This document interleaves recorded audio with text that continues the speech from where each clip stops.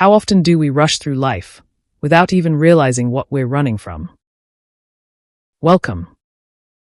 In this video, you'll hear a dialogue between a father and a son, two generations meeting in honesty, curiosity, and tenderness. This is part 1B of The Father You Didn't Have, where the conversation continues, moving deeper into themes of waiting, patience, presence, and the quiet strength in slowing down. The son returns with deeper questions about rushing, waiting, and the discomfort of stillness, about why patience is so hard, and how presence can free us from reaction. The words shared between the father and the son, when taken to heart and lived out, hold the power to transform. They may even reshape the destiny of your life. I warmly encourage you to listen through to the end. There you'll find practical exercises, and practicing them can open the way to a better, more meaningful life. Let's begin.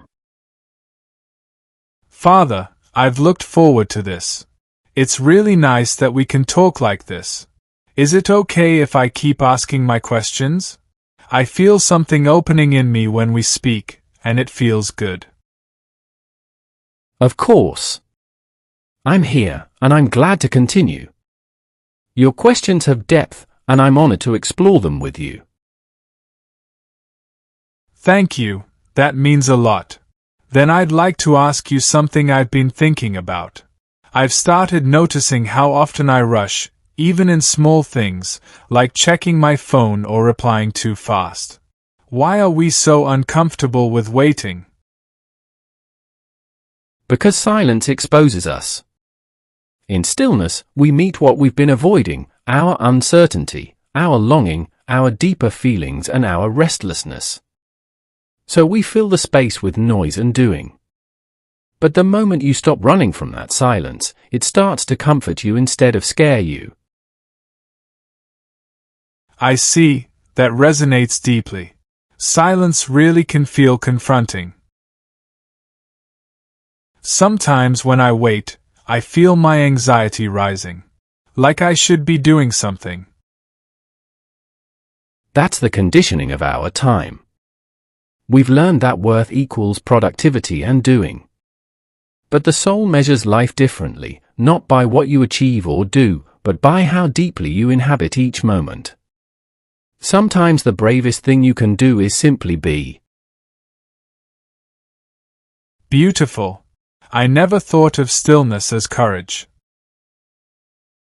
So patience isn't about forcing calmness, but allowing space for what's already here? I like how you said that. Patience isn't passive, it's the strength to stay present. To let things unfold without rushing them. It's a quiet kind of courage that whispers, I trust life's rhythm more than my fear or my restless thoughts. I love that. I trust life's rhythm more than my fear or my restless thoughts. But what if I lose that trust and react, when things go wrong or take too long? Then you just begin or try again, and try to show yourself understanding. Patience grows in the soil of imperfection.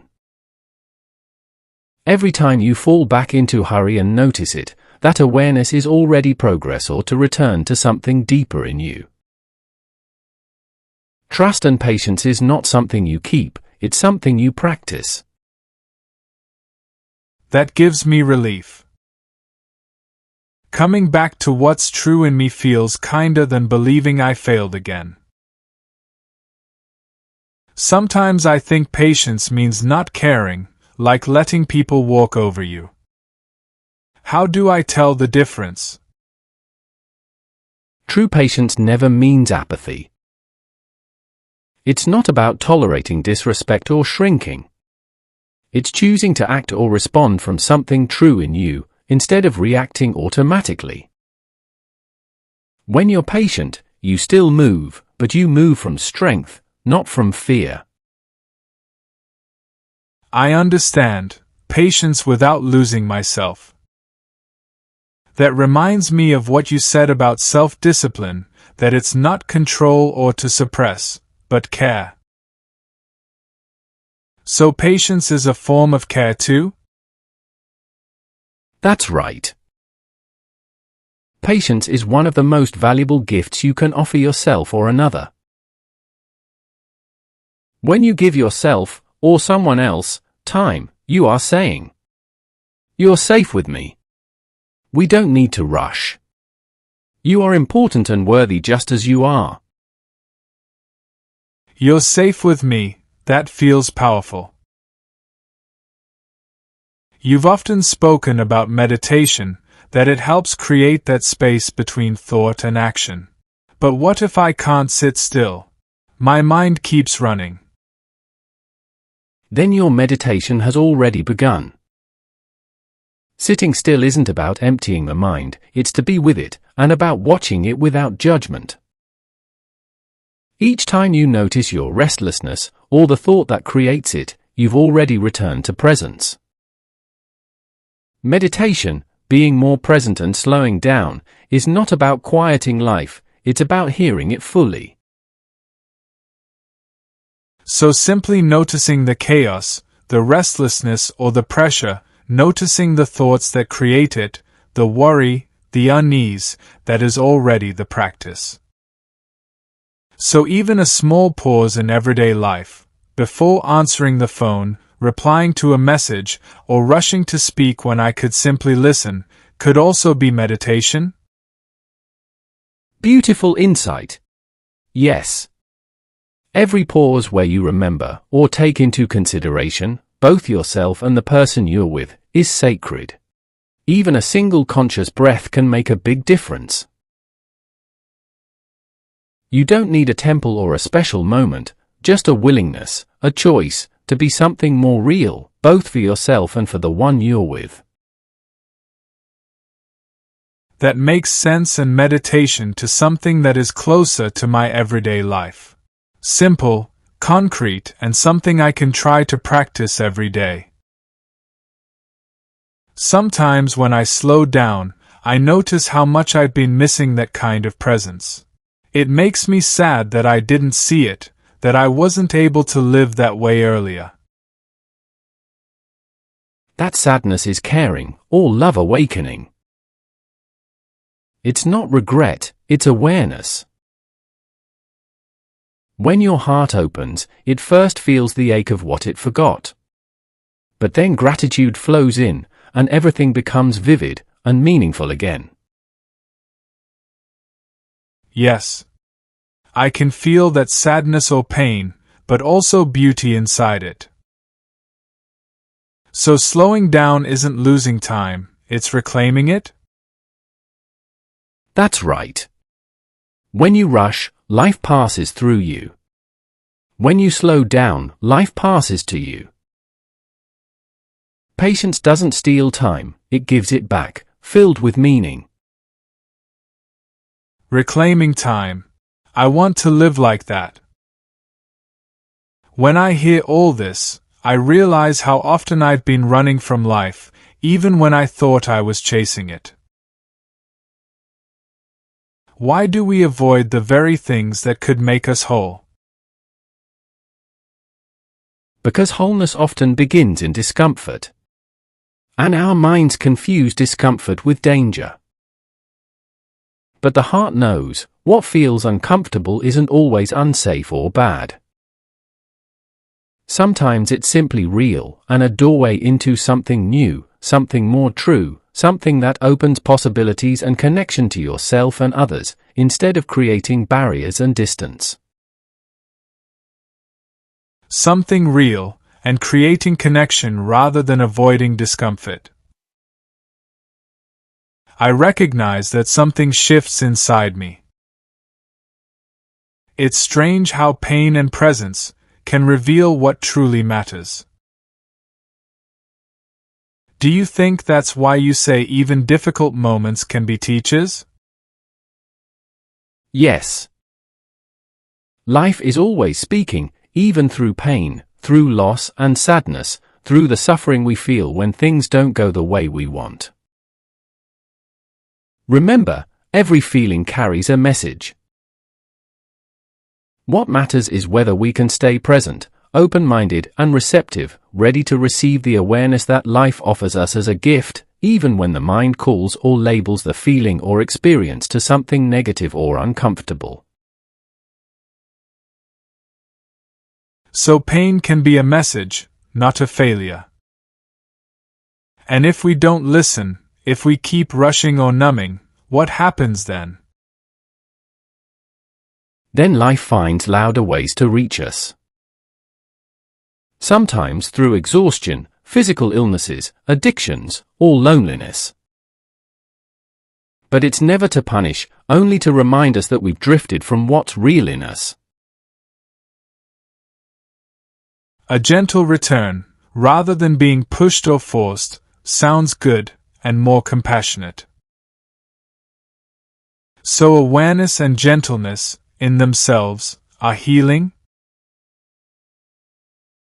Awareness and an understanding and accepting attitude is the beginning of all healing. Because when you see more clearly, you stop resisting, avoiding, and fighting the wrong battles. You begin to move with what's more real in yourself and in life, instead of avoiding, demanding, controlling, or resisting. Awareness doesn't erase pain, it transforms your relationship to it. Transformation through seeing or awareness. I'll remember that. But what if awareness is difficult to face, or brings pain? In the beginning, awareness can feel like fire. Sharp, bright, and uncomfortable. But it is a cleansing flame, revealing what is rigid, untrue, or no longer needed. If we stay present with it, gently, patiently, the sting turns into clarity. Pain becomes illumination simply because it has nothing left to hide behind. And beneath the old defenses and patterns, something precious that has long been buried finally finds space to emerge. Pain becoming light and to discover something that been hidden. That gives me hope. So it's not becoming someone new, but returning to who I've always been, like finding my way home again? Absolutely. Real growth isn't about becoming more. It is about becoming authentic. We don't need to add anything. Only meet what is already within us with honesty, acceptance, and compassion. When you say that, I feel something settle or softening inside me. Like I don't have to keep proving myself. Like I am enough. That's the moment you meet peace and come home. Not the peace that comes from perfection or being more, but the peace that comes from presence and acceptance. From knowing, I am enough, even here, even right now, and unconditionally. Enough. Even now in this very moment, and unconditionally. I needed those words. It feels so simple, yet it changes everything. Why do we make it so complicated? Because simplicity feels too naked. We've been trained to seek depth through complexity. But truth, my son, is humble.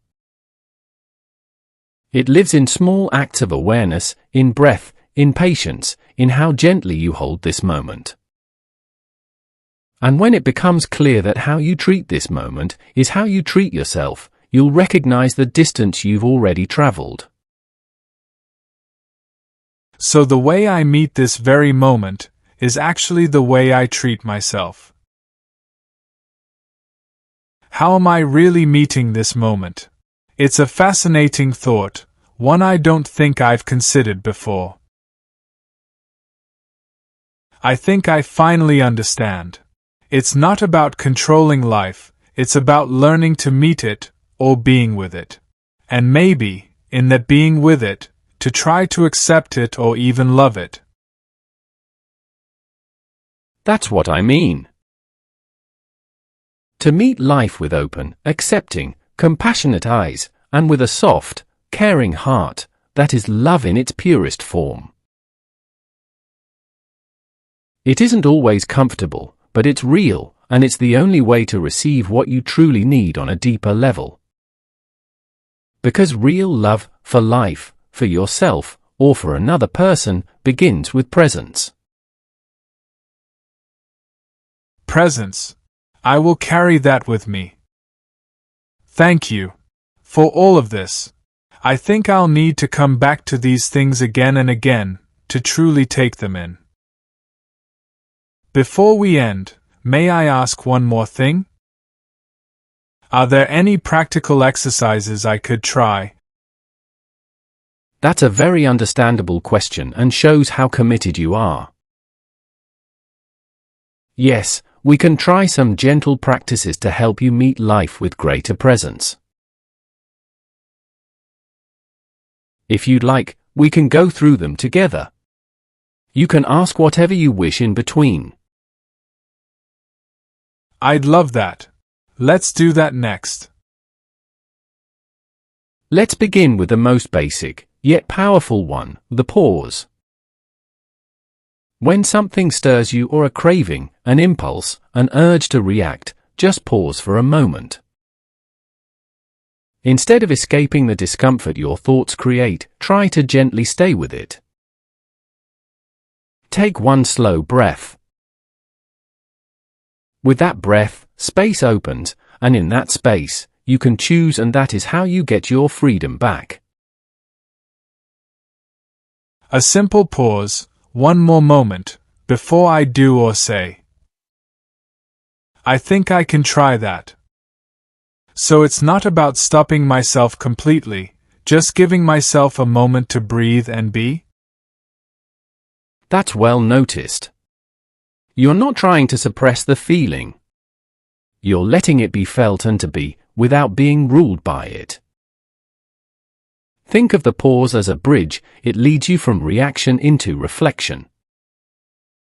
Sometimes just 2 seconds of awareness can shift not only a moment or situation, but the direction of your life. A bridge into reflection, or a deeper connection to myself. I like that image. But sometimes, when I pause, the emotion feels stronger, almost overwhelming. What do I do then? That's natural. When you stop running, fixing, explaining, justifying, defending yourself, or avoiding, you begin to feel. If the feeling grows, place a hand on your heart or your belly. Let your body know you're here with it. Then say quietly, I'm allowed to feel whatever I feel. That simple kindness tells your nervous system it's safe to be, stay and feel. I'll try that, hand on heart, allowing instead of avoiding, controlling or fighting. So, the goal isn't to get rid of the discomfort, but to stay with it? Yes. Discomfort isn't here to punish you, but to show you something. Stay with it, and you may find it fades faster than you imagined. And even opens doors to parts of yourself you didn't know existed. What you resist, holds on. What you meet, and accept, transforms. You also mentioned something about saying not yet instead of no. That sounded interesting. Could you explain that? Of course. When an impulse arises, to eat, to scroll, to buy, to interrupt, to prove something, instead of fighting it with no, say, not yet. That softens the discomfort you feel when you resist the impulse. It's compassionate discipline, not a rejection, but a gentle delay. And in that delay, your sense of choice and freedom becomes clearer and stronger. So I could say, not yet, let me wait a moment, even a second or two, to see what happens, if I survive it. Almost like a gentle or little experiment. You've captured it well. Curiosity, patience, and acceptance, instead of demanding and harsh control. You might be surprised, often the impulse fades on its own when you do not follow it. And what remains is peace. In that small pause, you reclaim your freedom. And what about when the discomfort feels emotional, not about craving, but about sadness, frustration, or fear? Then you use the same principle, pause and breathe. But instead of delaying or avoiding, try to name what you feel. You can ask yourself, what am I really feeling right now? And what do I need on a deeper level? If the answer doesn't come, that's okay. Simply allowing the question to exist already brings awareness. Sometimes I'm afraid that if I let myself feel sadness or helplessness, I'll get stuck there. That's a common fear, but feelings don't trap you. It's resistance that does. When you allow sadness to be felt, it moves like a wave. And when you welcome it and let yourself feel it fully, something in you relaxes or opens. You recognize yourself again, as if you've returned to who you truly are. It's the heart's and the body's way of resetting itself. That's comforting. And you said something earlier about breathing, about the vagus nerve and calming the body. Can that really help? Very much so. When you breathe in through your nose while counting to 3, and slowly with awareness, out through your mouth while counting to 5 or 6, it signals safety to the brain. It's like a direct line from stress to peace. The key is that your exhale is longer than your inhale. This doesn't require belief, only practice. Try it whenever you feel overwhelmed, rushed, or tense. It's one of the simplest ways to come home to yourself. So pausing, delaying the impulse, breathing, accepting, feeling, naming, these are ways to remain connected, not to avoid or escape. Very true. They bring you back to life, to this moment, to your body, to your truth. And over time, they build a quiet kind of strength. The ability to meet life as it is, with awareness, compassion, and care. Thank you. It's amazing how simple it sounds, yet how powerful it feels when I actually try it. That's the beauty of real practice. It doesn't add pressure, it brings presence. Start small. Even one conscious breath, one soft pause, one not yet. Each is a doorway back to yourself. I'll start today. Maybe even right now. That's a good place to begin, my son. Now becomes the practice. And with time, you'll see, presence itself becomes your way of living. Thank you, truly. And remember, understanding grows with time, just like trust. Let this conversation live in you, quietly. And if you, or anyone listening, wish to explore these ideas more deeply, you can find the Love Unconditionally Handbook on YouTube. It's free, and it's there for everyone. And if these conversations touch something in you, it would mean a lot if you subscribed and pressed the like button. It helps these dialogues reach others who might need them too. Thank you for being here with us.